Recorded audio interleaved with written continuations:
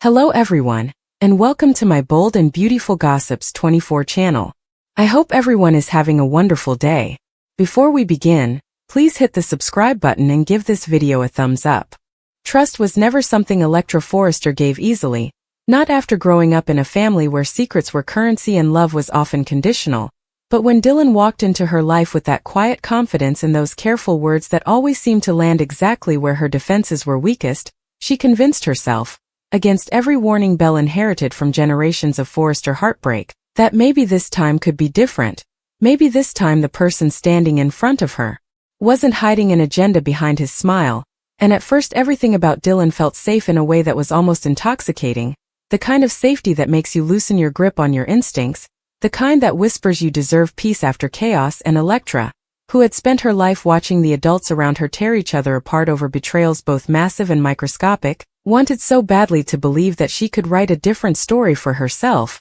that she ignored how Dylan always seemed to know more than he should, how he asked questions that felt casual on the surface but landed with surgical precision, how his interest in her family's legacy, Forrester creations, its past, its future, felt just a little too intense for someone who claimed he wanted nothing more than a simple life built on honesty and mutual respect. And when he told her he understood how dangerous trust could be, how he'd been burned before too, she saw her own pain reflected back at her and mistook that reflection for connection, not realizing mirrors can lie just as easily as people. At Forrester Creations, whispers had already started, the kind that floated through the hallways like perfume, pleasant at first then overwhelming, about Dylan's sudden presence in Electra's life, with Steffi's sharp eyes tracking every interaction and Brooke's instincts buzzing loudly enough that she tried, gently at first, to warn Electra that things were moving fast, too fast, but Electra brushed it off with the confidence of someone who believed she was finally in control of her own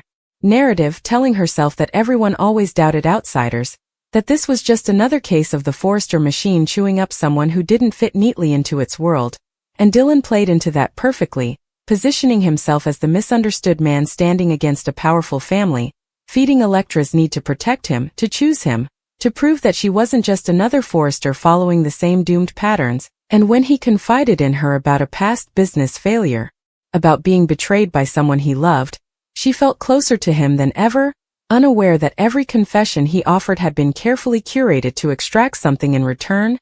access, information, leverage, pieces of her life he could assemble into a weapon when the time was right. The first real mistake came quietly, the way all devastating choices do, wrapped in something that feels harmless, when Dylan asked Electra to help him with a proposal he was working on, something vague, something independent. And she, eager to support him and prove her faith, offered him space at Forrester Creations after hours, handing over a keycard without thinking twice, without imagining that trust could have consequences beyond hurt feelings. And as Dylan walked through those empty offices late at night, touching fabrics, scanning documents, memorizing layouts, his gratitude masked a hunger that had nothing to do with love, because Dylan wasn't just passing through Electra's life, he was positioning himself inside the heart of her family's empire, and every door she opened for him made his job easier. Every reassurance she offered silenced the last remaining doubts whispering in her mind. It didn't take long for small inconsistencies to appear,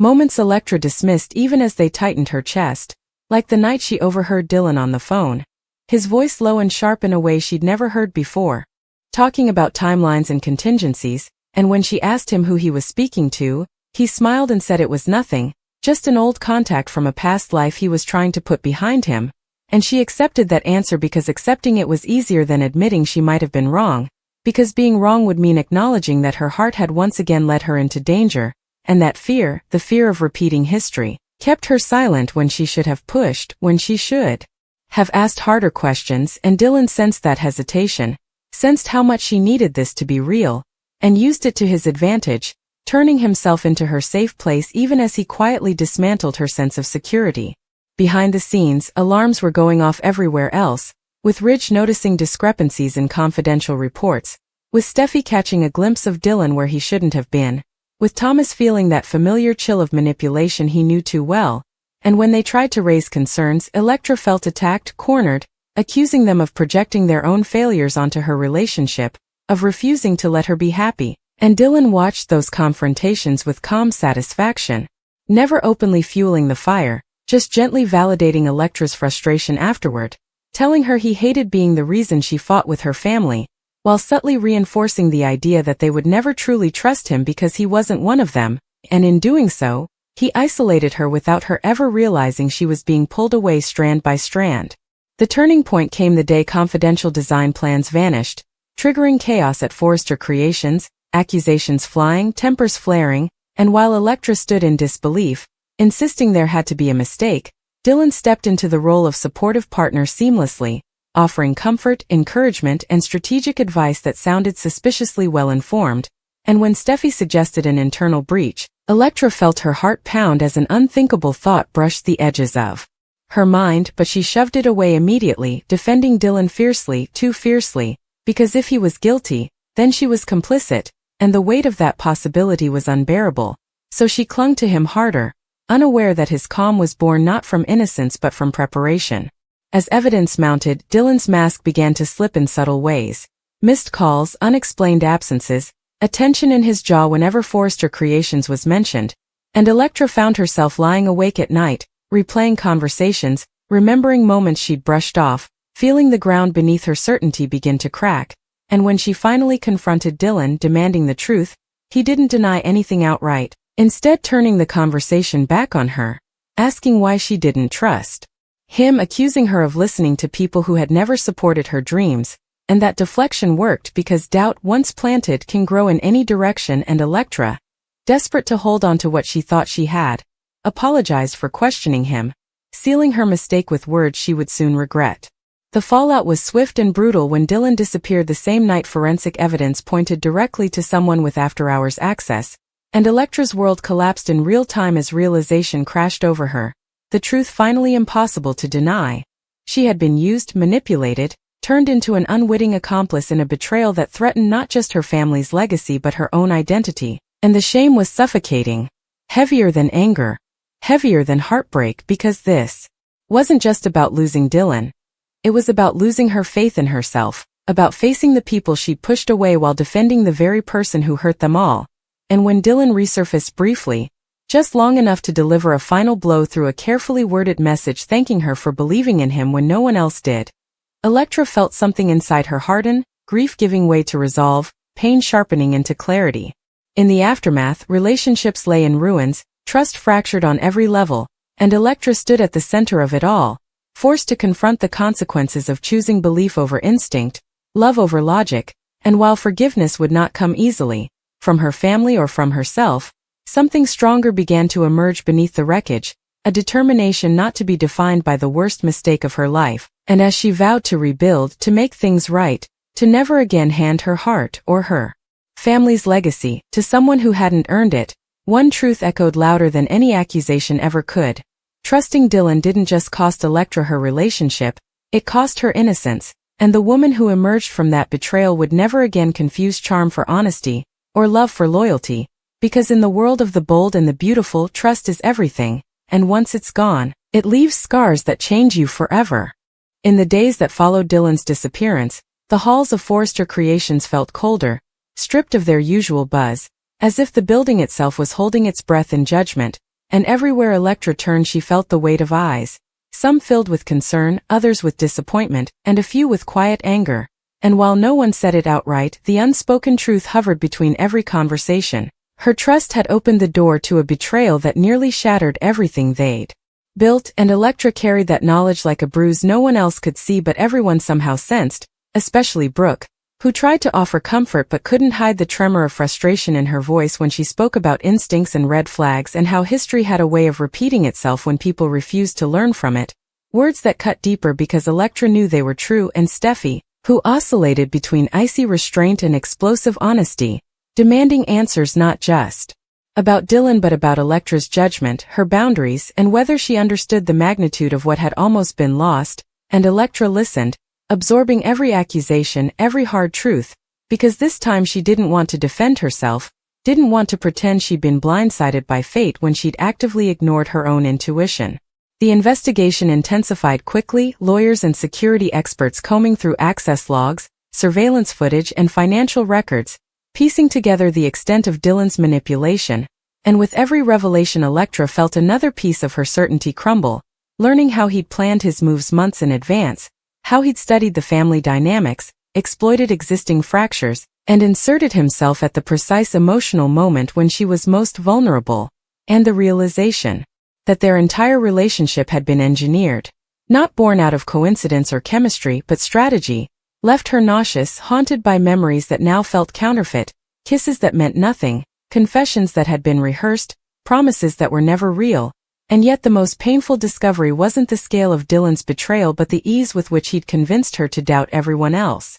Late one night, long after the building had emptied, Electra found herself alone in the design office where she'd first let Dylan work after hours, standing in the silence that once felt intimate and now felt incriminating, replaying the moment she handed him her keycard like it was a symbol of love instead of the liability it had become. And as she stared at the sketches pinned to the walls, designs representing generations of ambition, sacrifice, and resilience, she finally allowed herself to break, tears spilling freely, not just for what had been stolen but for what she'd nearly destroyed. And in that moment of raw honesty, she made a decision that would mark the beginning of her reckoning.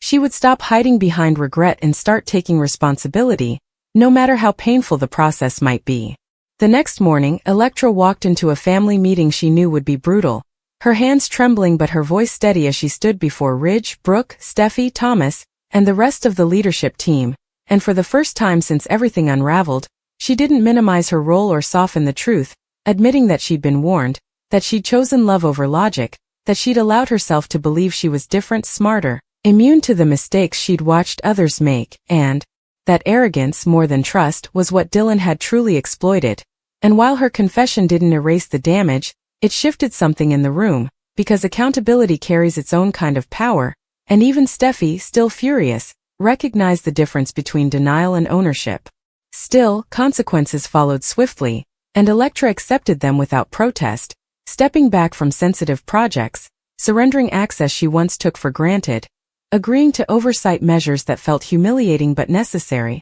And while some viewed it as punishment, Electra saw it as penance, a way to earn back trust through action rather than apology, and every day she showed up determined to prove she was more than the worst decision she'd ever made.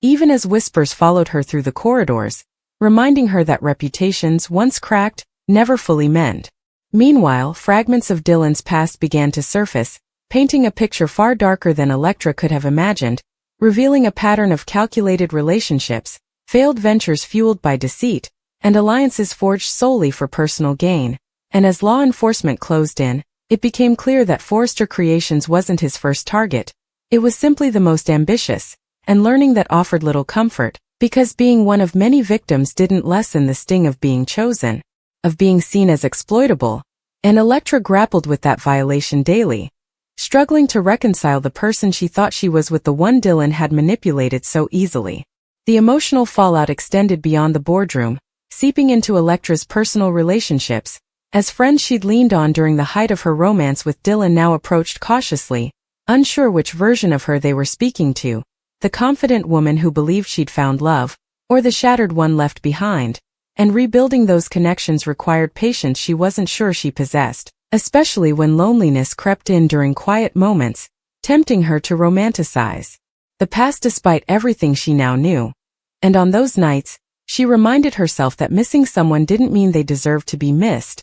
that longing was not evidence of truth. As weeks turned into months, a subtle shift occurred, not just within Electra but within the family dynamic itself, as the crisis forced uncomfortable conversations about vulnerability, power, and the cost of emotional isolation, with Brooke acknowledging that love had always been her greatest strength and her greatest weakness, with Ridge admitting that control often blinded him to emotional realities, and with Steffi confronting her own fear of betrayal as something inherited rather than chosen. And through those conversations, Electra realized that while her mistake had been devastating, it had also exposed fractures that existed long before Dylan ever appeared, fractures that now demanded attention if the family hoped to move forward stronger rather than simply scarred. The true test came the day Dylan was finally apprehended, his arrest making headlines that splashed Forrester Creations' name across every outlet, reopening wounds Electra thought were beginning to heal. And as reporters speculated about her role,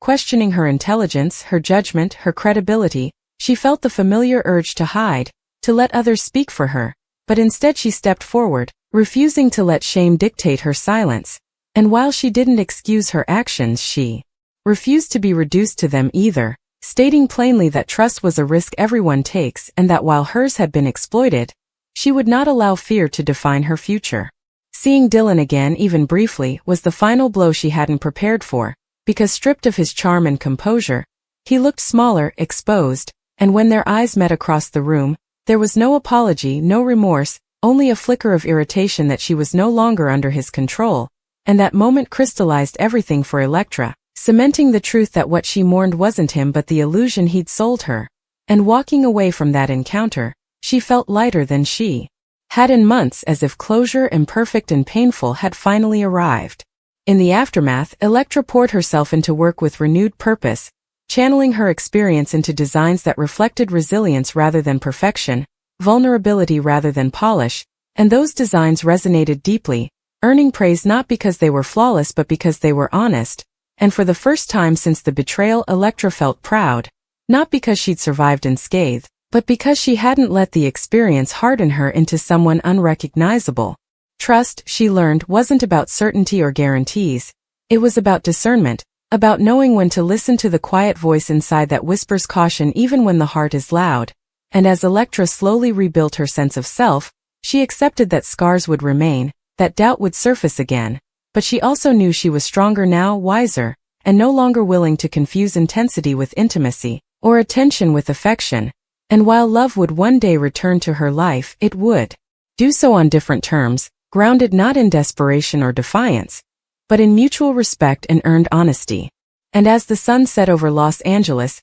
casting long shadows across the city that had witnessed generations of love and betrayal, Electra stood on the terrace overlooking it all, breathing deeply, aware that her story wasn't defined by the moment trust went wrong, but by everything she chose to do after it shattered. Because in the world of the bold and the beautiful, mistakes don't end lives, they transform them, and Electra Forrester was only just beginning to understand the woman she was becoming. Even as Electra tried to convince herself that the worst was behind her, that Dylan's arrest marked a clean break between who she had been and who she was becoming, unease lingered like a shadow she couldn't quite shake, because betrayal, she was learning, doesn't simply end when the betrayer is gone. It rewires the way you see the world. And every small kindness now came with questions, every smile with scrutiny, and while Forrester Creations slowly returned to a sense of order on the surface, underneath it all there was a heightened awareness that vulnerability had a cost, one Electra felt more acutely than anyone, especially as subtle reminders of Dylan continued to surface in unexpected ways,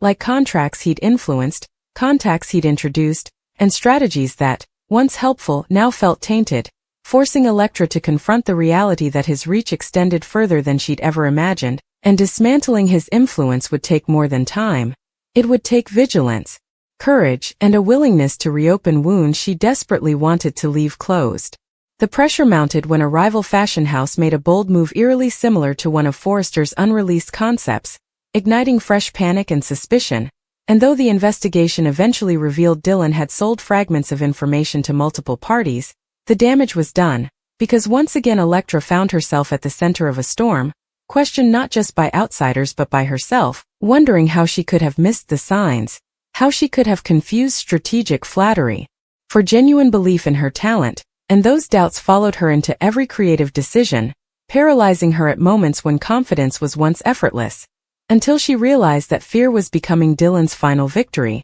and that realization terrified her more than public scrutiny ever could. In an unexpected turn, it was Ridge who reached out to her during one of her lowest moments, sharing a rare moment of vulnerability as he admitted that leadership often meant pretending certainty even when riddled with regret, confessing that his own history was filled with moments where trust had cost him dearly, and hearing that didn't excuse Electra's mistake, but it reframed it, reminding her that failure wasn't proof of weakness but evidence of participation, of daring to believe in something more than self-preservation. And that conversation marked a subtle but significant shift in how Electra viewed her place within the family.